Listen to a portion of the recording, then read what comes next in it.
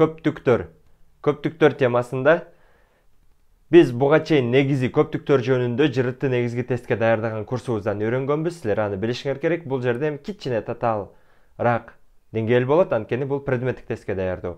Көптүктөр боюнча негизги эрежелер бул жерде жазылган. Силер муну дептериңерге конспект кылып жазып алгыла. Андан кийин ушул эрежени өзүңөр түшүнүп, анан берилген эрежелерди колдонуп, төмөнкү мисалдарды чыгара аласыңарбы, иштеп аракет кылып көргүлө. Видеону азыр паузага коюп туруп, андан кийин мен жообун чыгарып, иштеп көрөбүз. Паузага коюп иштедиңер деп ойлойм. Анда уланталы. Биринчи эле жалпы мен үстүртөн айтып кетейин. Көптүктөрдүн кесилишүүсү деген бул эмне? Мисалы бул P көптүгү болсо, биринчи айлана. Анын ичиндеги Q менен экөөндө тең бар.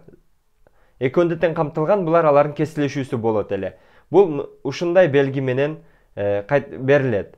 Жана P менен Q'нун кесилишинде X деген нерсе болсо, бул X P'нын дагы элементи дегенди түшүндүрөт, бул E деген.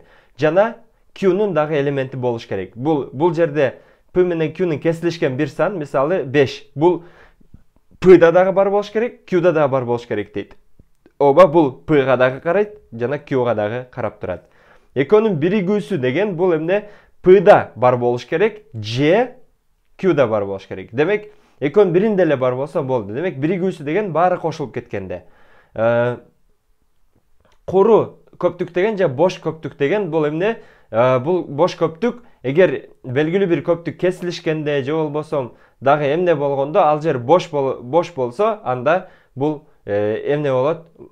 Куру көптүк же бош көптүк деп айтылат. Мисалы бул P'де 5 менен 2 жок болгондо, экөөнүн кесилишүүчү, экөөндө тең бар нерселер жок болуп калса, ошол бош көптүк болуп айтылат.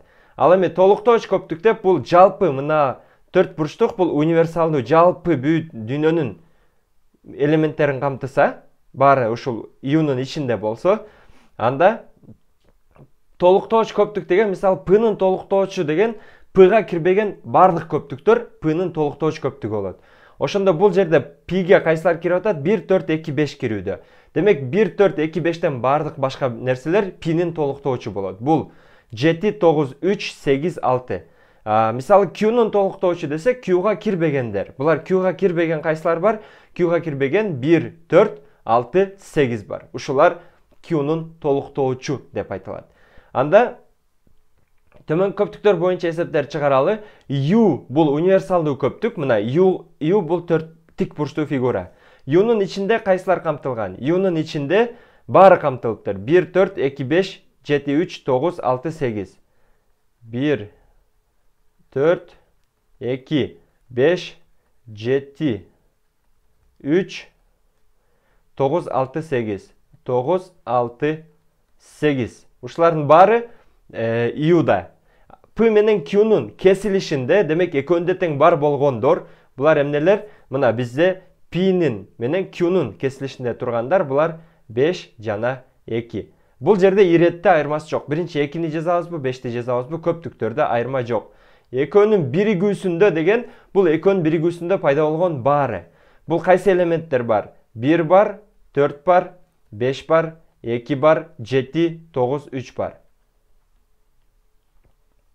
Иретинде айырма жок, жана 5 менен 2 бир жолу гана жазылат. Бул жерде бир жолу кезиккендиктен 5. Ооба бул Q'га дагы карайт, P'ге дагы карайт, бирок бир жолу эле 5 бар. Ошондуктан бул элемент бир эле жолу жазылат.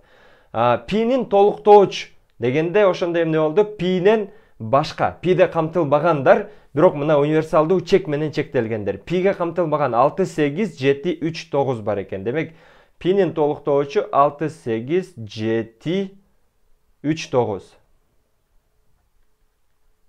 Бул ушул көптүк. Жана Q'нун толуктоочу десе, анда уже өзүңөр түшүндүңөр окшойт. 1, 4, 6, 8 болуп калат. Q'га кирбеген баары 1, 4, 6, 8.